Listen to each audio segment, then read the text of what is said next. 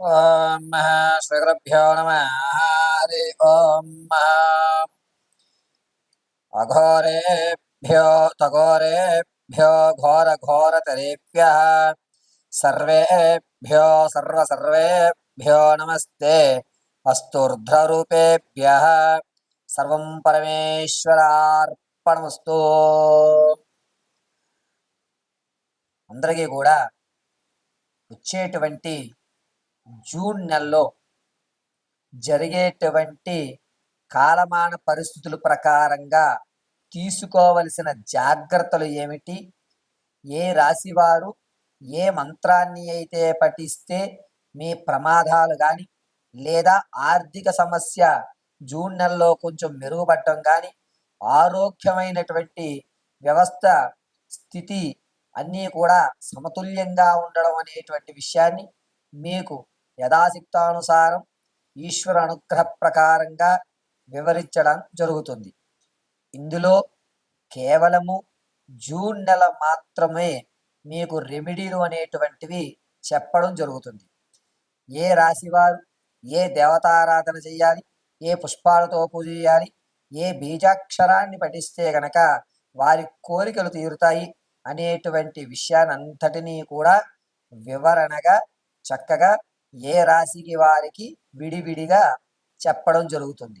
ఈ ఫలితాలు మీరు మీ యొక్క స్థితి అనుసారం ఆచరించి ఆ యొక్క పార్వతీ పరమేశ్వరుల కటాక్షానికి అందరూ కూడా లోబడి జగజ్జనని అంబ కటాక్షంతో ఉన్నతమైనటువంటి మనోవాంఛలు పొందుతూ ఉండాలని మనస్ఫూర్తిగా కోరుకుంటూ, ఇప్పుడు ఈ యొక్క రాశి ఫలితంలో జూన్లో చేయవలసినటువంటి పూజ, అదేవిధంగా మంత్రోచ్చారణ జపార్థం ఏ విధమైనటువంటి దానయుక్తాలు చేయాలి అనేటువంటి విషయాన్ని క్షుప్తంగా మీకు వివరించేటువంటి ప్రయత్నాన్ని చేస్తాను. ఇదంతా కూడా పార్వతీ పరమేశ్వర అనుగ్రహ ప్రకారంగా జరుగుతుందని భావిస్తూ మీకు తెలియజేయడం జరుగుతున్నది. తదనంతరము మకర రాశి వారు. మకర రాశి వారు జూన్ 1వ తారీఖు నుంచి కూడా 18వ తారీఖు వరకు చాలా జాగ్రత్తలు వహించాలి. వీరికి మానసికంగా శారీరకంగా అన్ని ఇబ్బందులు కలిగేటువంటి అవకాశం ఏర్పడుతుంది. అయితే మకర రాశి వారు ప్రతి నిత్యము కూడా సింధూరంతో హనుమంత్ చాలీసా చదువుకుంటూ సింధూరాన్ని శ్రీరాముని యొక్క సమర్పించి అది బొట్టుగా ధరించండి. 2, ఈ మకర రాశిలో ఉన్నటువంటి ఆడవారు అంటే గర్భిణీ స్త్రీలు కానీ వివాహితులు కానీ సంతానం కలగాలని ఇబ్బందులు పడుతున్నటువంటి వారు కానీ వీరు ముగ్గురు కూడా జూన్ నెలలో మీరు అనుకున్నటువంటి పనులు నెరవేరేటువంటి మహత్తవకాశం కలుగుతుంది. కాబట్టి వీరు ప్రతి నిత్యము కూడా చక్కగా ఒక గ్లాస్ పాలు తీసుకుని అందులో ఒక దాసిన చెక్క వేసి చుట్టూ తిప్పుతూ ఓం హ్రీం క్షీం హైం నమః అని చెప్పి ఆ యొక్క పాలని ఏదన్నా కుక్కలకు కానీ లేదంటే బయట ఒక చిన్న పాత్ర పెట్టి రోడ్డు పక్కన పారబోయడం వల్ల మీరు అనుకున్నటువంటి పనులు జరుగుతున్నటువంటి ఏర్పడుతుంటుంది. ఇక మకర రాశిలో ఉన్నటువంటి వారు విద్యార్థులు కానీ ఉద్యోగస్తులు కానీ విదేశం వెళ్ళాలనుకున్న వారు కానీ 2వ వారంలో మంచి అవకాశాలు ఏర్పడుతూ ఉంటాయి. ప్రతి నిత్యము కూడా ఏదన్నా ఒక చుట్టికి చక్కగా నీళ్లు పోసి దాని యొక్క కింద భాగం నుంచి కాస్త మృతిక మట్టిని తీసుకుని నుదుటను ధరిస్తూ సర్వం రక్షతో మహాదేవి రక్షస్వమాం అని చెప్పుకుని బయలుదేరడం చాలా మంచిది. ఇక మకర రాశిలో వ్యాపార ప్రారంభం చేద్దాం అనుకున్న వారు కానీ భూ సంబంధితుల వారు కానీ ఎవరన్నా సరే శ్రీ మహాదేవాయే నమో నమః అని చెప్పుకొని ఉదయాన్ని ప్రారంభం చేయడం, రాత్రి పడుకున్నప్పుడు మహాదేవి మమ రక్షస్వమాం అని చెప్పి నిద్రించడం అనేది చాలా మంచి ఫలితాలు ఏర్పడతాయి. ఇక మకర రాశిలో ఉన్నటువంటి వారు భార్యాభర్తల మధ్య ఇబ్బందులు కలుగుతూ ఉంటే కనుక వారు ఖచ్చితంగా ఏదన్నా శివాలయ ప్రాంగణంలో ఆ ఒక రోజు నిద్ర చేయడం అనేటువంటిది మంచిది. అంతేకాకుండా ఎవరికైతే ఆకస్మికమైన ధనం కావాలనుకుంటున్నారో అంటే తాత ముత్తాతల నుంచి ఇబ్బందులు పడుతున్న ధనం ఏదైతే ఉందో కోర్టు సంబంధిత వ్యవహారాలు ఏవైతే ఉన్నాయో అవి నివృత్తి అయ్యి మీ చేతికి ధనం రావాలి అంటే గనక కాస్త పసుపు తీసుకుని అందులో 4 ఆవ గింజలు వేసుకుని శ్రీ మహాలక్ష్మీ దేవ్యై నమో నమః అని చెప్పి అమ్మవారికి చూపించి అమ్మవారి పాదాల దగ్గర ప్రతినిత్యము విడిచిపెడుతూ ఉండాలి జూన్ అంతా కూడా. ఇలా చేయడం మకర రాశి వారికి అనూహ్యమైనటువంటి ఫలితాలు ఏర్పడుతూ ఉంటాయి.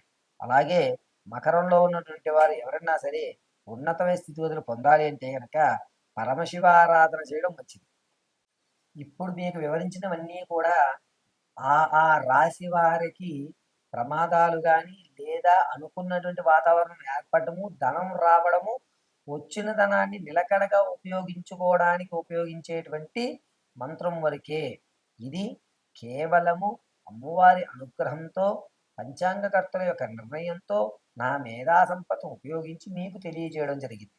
కావున వీటిని పాటిస్తూ మీ జాతకంలో ఉన్నటువంటి దోషాల్ని దూరంగా పెట్టుకుంటూ అవకాశాల్ని అందిపుచ్చుకుని ధర్మమైన కార్యక్రమాన్ని చేసుకోవడానికి ఏర్పడుతున్నటువంటి మహత్తవకాశంగా దీన్ని భావించండి.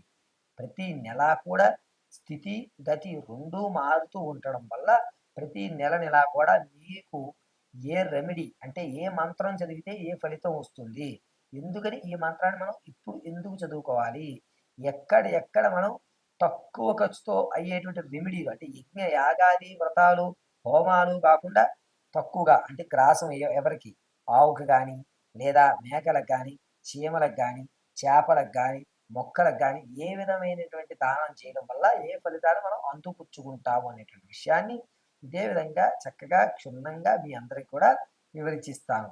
అంతేకాకుండా జాతకంలో date of birth time place of birth తెలిసినప్పుడు దాని యొక్క స్థితిగతులు మారినప్పుడు ఆ నక్షత్ర వ్యవస్థను బట్టి కూడా మీరు నన్ను సంప్రదించినట్లయితే వివరణగా దాని క్రతువుని ఆలోచించి ఇది ఈ పనులు చేసుకోండి అని మీకు చెప్పడం జరుగుతుంది.